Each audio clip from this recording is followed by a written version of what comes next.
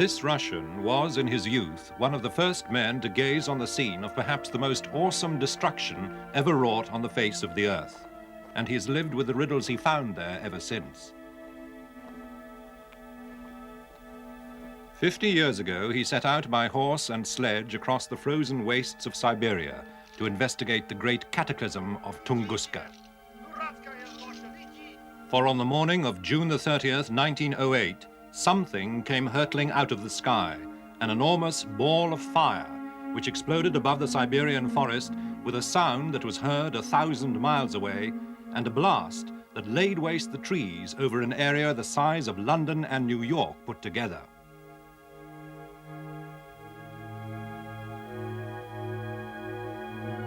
For weeks afterwards, the nights in Europe were almost as bright as day. These pictures were taken after midnight. A lifetime later, the theories still abound about what it was that came out of the sky that June day. Was it a colossal meteorite, a black hole from interstellar space, an atomic bomb long before such bombs were invented? Could it even have been a spaceship? A mystery from the files of Arthur C. Clarke, author of 2001 and inventor of the communication satellite. Now living in Sri Lanka, he has studied the enigma of the great Siberian explosion.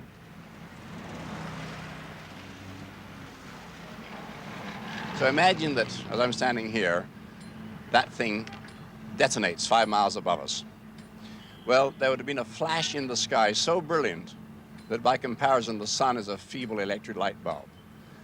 The flash of light and heat would have boiled the sea around us and set the city on fire instantly. Then the blast wave, the concussion, you can't use the word sound, it's just a devastating, pulverizing concussion, would have flattened all the buildings, except possibly the one immediately beneath the explosion, which might have stayed upright, as indeed in Hiroshima, buildings directly under the center of detonation remain standing. But what we're talking about now is something 1,000 times more devastating than the first atom bomb in Hiroshima.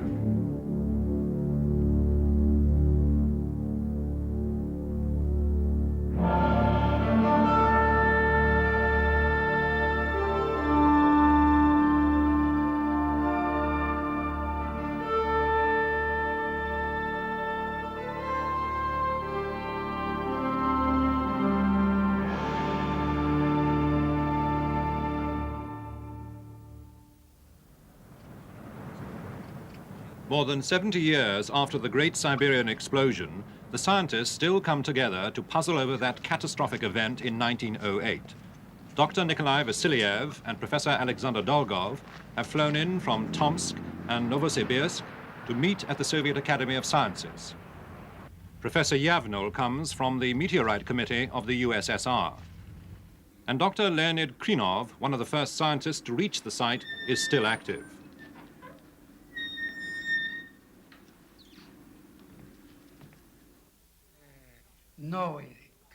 The discussions go on, because to this day they are still not sure what happened in the depths of the Siberian wilderness on that June morning. The investigation into the mystery of the Siberian explosion began in 1921, just after the Russian Revolution.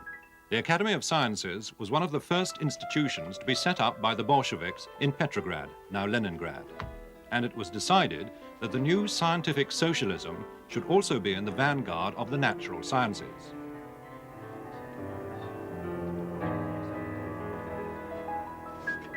The Academy gave a commission to a young scientist called Leonid Kulik to investigate falls of meteorites on the territory of the USSR. A friend showed Kulik an eyewitness story on the back of an old calendar, his first hint of the extraordinary happening 13 years before in 1908. It was a strange time. Far away in England, the Daily Express of July the 3rd, 1908, reported the weird happenings of an already unusually hot summer. It said, the extraordinary occurrence of night trains running over the Grampian Hills without lights took place for the first time on record. A golfer wrote to the Times saying it was light enough for play on the links at Brancaster in Norfolk at 11 p.m. and he himself was aroused at 1:15 a.m. and could read a book in his chamber quite comfortably.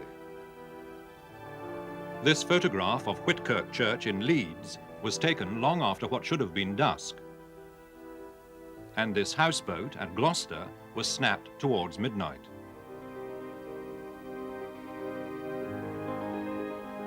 What people took to be the Northern Lights lit up the whole east coast. The Royal Meteorological Society reported an extreme shock in southern England, followed by the vibrations of an air blast which travelled twice around the world. Kulik found similar evidence in the local press of Siberia. The Tomsk paper thought a meteor had struck.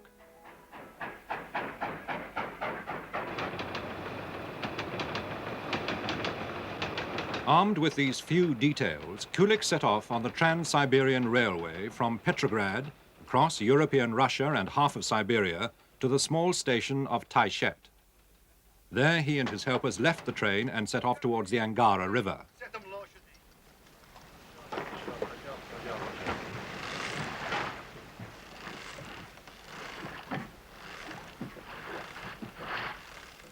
From there on, they had only horse and boat to take them through the ice and snow of the Siberian forest, the taiga. There were endless river crossings, made more hazardous by the spring thaw. Eventually, accompanied by the great Soviet cameraman Strukov, they reached the tiny trading post of Vanavara.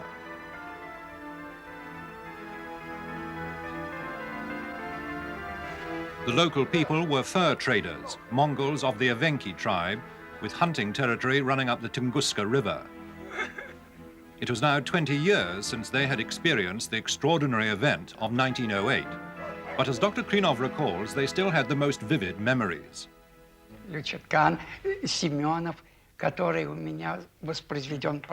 Well, there was Lyuchatkan Smirnov. I questioned him and he told me in detail how he was hurled from his porch by the wave of air.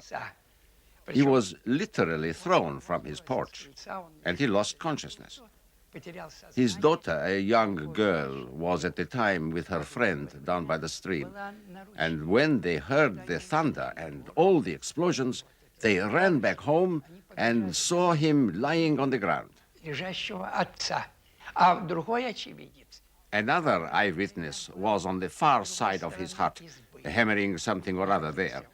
So he was shielded by the hut from the place where the radiation came from.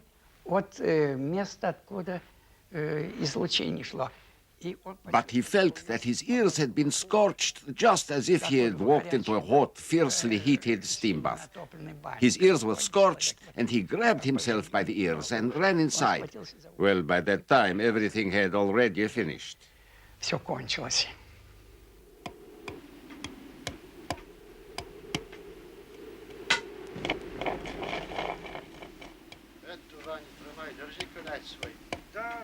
At Vanavara, Kulik's expedition set about building small boats, which could take them upriver towards the area where the locals said the explosion had happened.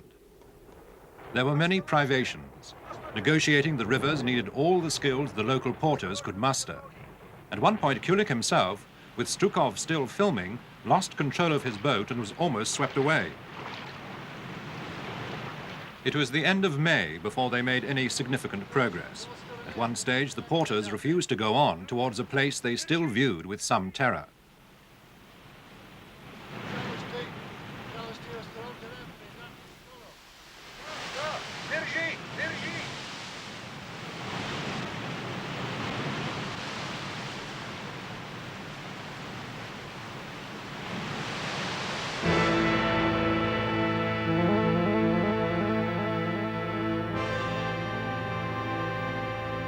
At last they reached the quieter waters of the upper Tunguska, and finally the junction with the river Chombi.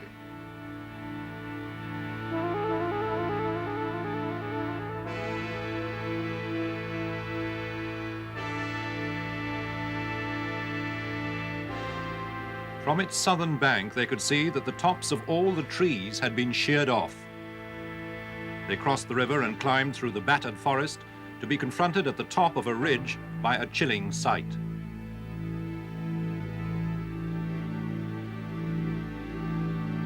As far as the eye could see, the trees lay like an annihilated regiment in serried rows, victims of some unimaginable slaughter. Тайга, который повсюду, могучая сибирская тайга стояла. The taiga, the mighty Siberian taiga, had everywhere been thick and without any clearings or glades. На десятки километров она была повалена. But here we suddenly saw this place where the forest had been flattened for many kilometers. Еще были очень невысокие. The young trees that had grown after the event were still not very tall, and therefore they were covered by the snow. Самые сильные впечатления. Мы ясно увидели. It was this that made the first and strongest impression. We clearly saw the dimensions of the destruction. Взрывными явлениями, сопровождавшими это явление. Of course, this made a shattering impression on us. Вызвали сплошной вывал леса. Kulik, Krinov, Strukov and their helpers pressed on day after day through the debris of bare and fallen trees. They had no idea how far they would have to go to find the center of the devastation.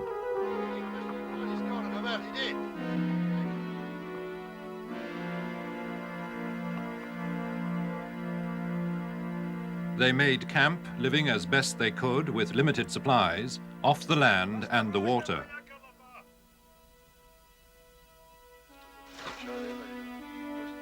Though even fishing had its hazards.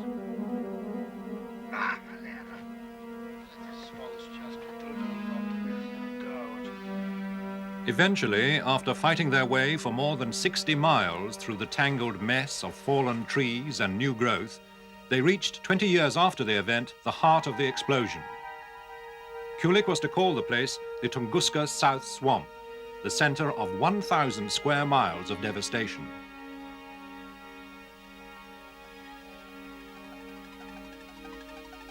Convinced a meteorite must be the cause, Kulik immediately began surveying the mosquito-ridden swamp.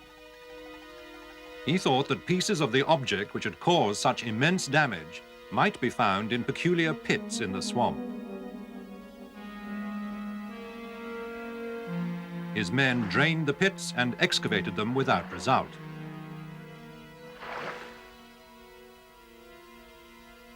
This tree stump at the bottom of one hole was proof that this at least couldn't be a crater caused by a meteor. Kulik persisted, but not a trace of a meteor was ever to be found. Then the weather deteriorated. Продуктов осталось настолько немного, что мы... So few provisions were left that I set off with one man for the Vanavara trading post with squirrel skins to trade for money to buy food. Сдать на факторию и на эти деньги купить продукты. А Кулик, оставшись с двумя... Kulik stayed behind with two men, and he was forced to kill a dog to eat, though men with supplies did eventually arrive. Пока дело не дошло, к нему успели вернуться вот те рабочие... I myself got frostbitten, and the men who traveled with me also got frostbite in his feet, and we were forced to go to the hospital at Keshner, where we spent 2 months. где провели 2 месяца. Well, what was the thing that detonated above the Siberian swamp in 1908? There be no end of theories. One is that it was a rather small lump of antimatter, perhaps only a few pounds. Antimatter is material which has its atoms oppositely charged from those of our ordinary terrestrial matter. So if a pound of antimatter meets a pound of ordinary matter, the two annihilate each other, giving a colossal explosion. The other is that it was a very small black hole, if such things exist. And I say very small, perhaps too small to be seen, but yet still weighing millions and millions of tons. Again, if a thing like that plowed into the Earth, it would go right through our planet and cause a colossal explosion at the point where it entered and the point where it went out. The remarkable similarity between the Tunguska event and the after effects of the Hiroshima bomb has prompted many people to suggest that it was some kind of nuclear explosion. The heat flash was very similar. Trees at Tunguska were charred on the side towards the explosion, but on the shadow side they were comparatively unaffected. Exactly the sort of thing that happened at Hiroshima and Nagasaki. Well, how could one have a nuclear explosion 40 years before we had invented the atom bomb? Well, perhaps a visitor from space had engine trouble and tried to make a forced landing on our Earth and didn't make it, but blew up 5 miles above the surface. There's been at least one book written on this subject and a lot of science fiction stories, and it is a plausible theory, and certainly a very romantic one. But this romantic theory is still considered seriously by respectable scientists, particularly in the Soviet Union. This is Soviet academician Alexei Zolotov. The Tunguska explosion took place in the air. There exist only two possibilities for such an explosion. Either it came from an internal energy source in the body, or from the natural energy caused by its movement. I believe it was a nuclear explosion from an artificially made object.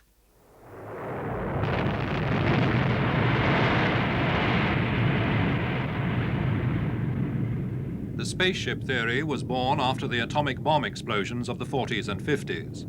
The devastation caused by the bombs dropped on Japan was remarkably like that at Tunguska. The concrete buildings at the center of the Nagasaki blast still stood upright, as did the trees at the center of Tunguska. The charring of the trees, even signs of radiation at Tunguska, resembled atomic bomb after effects.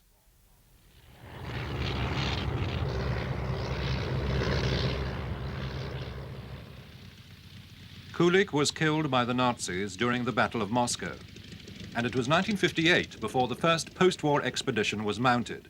It was now possible to get by air to Vanavara. But the team still had to use precarious and inadequate boats, and needed the help of the local reindeer herdsmen to carry their supplies.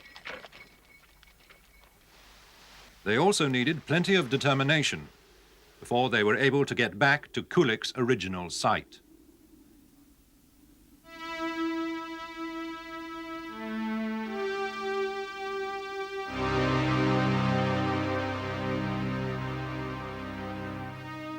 Although the new growth in the taiga was now 50 years old, the devastation was still very plain.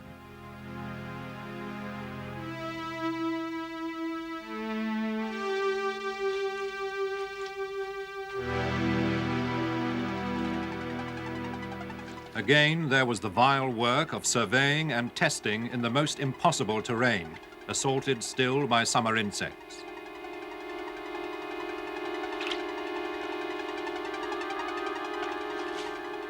Slowly, the evidence built up, but there was still no sign of any debris from the Tunguska blast, except for tiny globules of silica and metal.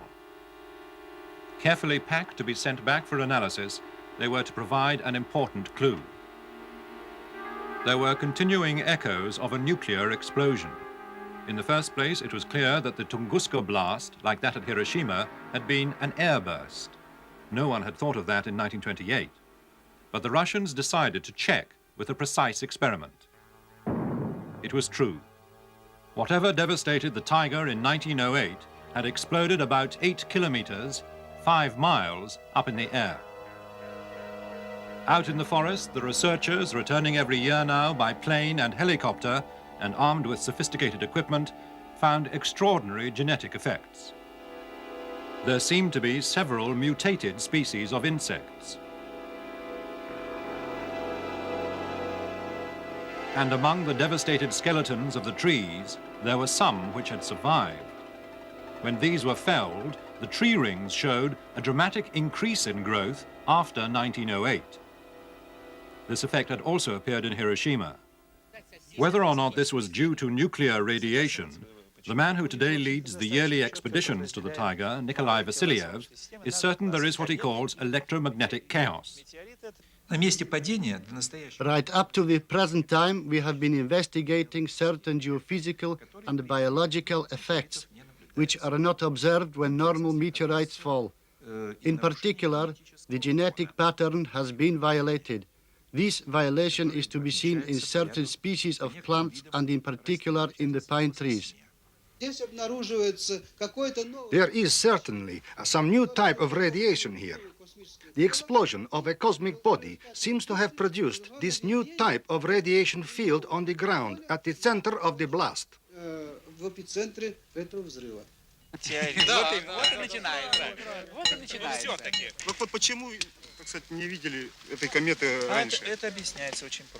The discussion continues among the experts and volunteers at the annual summer camps.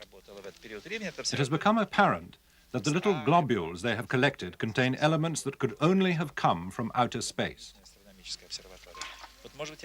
Slowly, many scientists have come around to a theory first proposed in the 30s by an Englishman, Frank Whipple, and dismissed then as far too fanciful.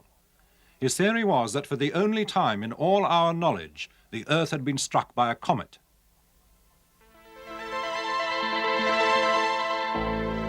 Comets are among the most romantic objects in the universe. Great shining bodies with tails thousands of miles long, sweeping through the solar system and turning around the sun, either to disappear forever or to return to our view only after many years. But the comet theory doesn't convince academician Zolotov. The main argument against it being a comet is the fact that the cosmic body was apparently moving at such a slow speed. For it to be an explosion involving natural energy, the body would have to be moving extremely fast. In theory, no less than 30 kilometers a second. If the body had been a natural object moving at this great speed, with a mass of 1 million or more tons and 100 meters across, then it would have uprooted the forest in a huge strip more than 100 kilometers across for a great distance before the actual explosion. But Dr. Vasilyev and his colleague Professor Alexander Dolgov, who did the chemical analysis of the globules, feel the evidence now points most clearly to a comet. Проделав анализы вот с этими мельчайшими порциями газов, We got a large content of hydrogen, which is a typical cosmic element. водорода, такого типичного космогенного элемента. Затем получили довольно... Then we got quite large amounts of carbon dioxide, which in its frozen state seems to make up the heads of comets. Получили некоторое количество... We also got a certain quantity of hydrocarbons, probably methane. который тоже... This, too, is very characteristic of the structure of the front part of comets. Now, comets are associated with meteor streams, a sort of rivers of meteorites which flow around the sun and intersect the Earth's orbit at regular intervals. And the other day I was going through a book on comets and meteors, and I came across what I think is the solution to this particular mystery. There's a stream of meteors known as the Beta Taurids. They hit the Earth, this stream of meteors, every 30th of June, the same date as the Tunguska event. And I am pretty sure that the Tunguska explosion was something to do with the stream of meteorites, the Beta Taurids, every 30th of June. Inevitably, something like Tunguska will happen somewhere on the Earth. It could happen tomorrow, it could happen in the next 5 minutes. I would say it will certainly happen within the next 1,000 years. If it does happen fairly soon, and it isn't too large a comet, it might trigger a thermonuclear war, because an explosion like that in any country could easily be mistaken for an attack by ICBMs. However, a very large comet, well, I'm afraid it wouldn't leave anyone to worry about.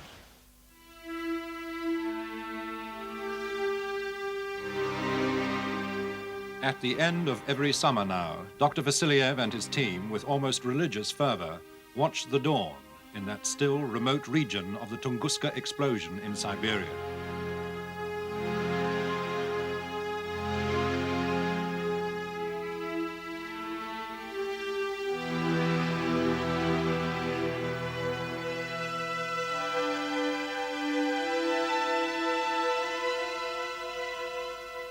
Every year, the Russians vow that they will return to seek a little more knowledge about the most awesome event which has ever struck this earth in all the recorded history of man.